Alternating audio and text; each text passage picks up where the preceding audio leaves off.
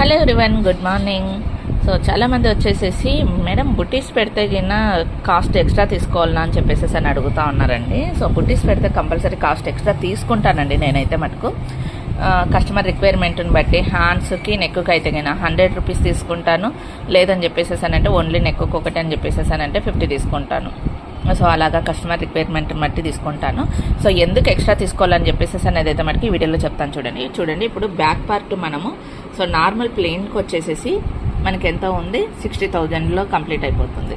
అదే మనము బుట్టీస్ add చేసేసాక so ఇక్కడ నేను బుట్టీస్ యాడ్ చేశాను చూడండి. ఆ డిజైన్కి ఇక్కడ చూడండి మీకు ప్రైస్ కనిపిస్తుందా, స్టిచెస్ వచ్చేసి మనకు 64,000 దాకా వచ్చాయి. సో అంటే 4,000 స్టిచెస్ మనకు పెరిగాయి. 4,000 స్టిచెస్ పెరిగినప్పుడు మరి 50 రూపీస్ అయినా తీసుకోకపోతే ఎలాగండి? కంపల్సరీ నేను ఎక్స్ట్రా అయితే మటుకు తీసుకుంటాను బుట్టీస్ పెడితే.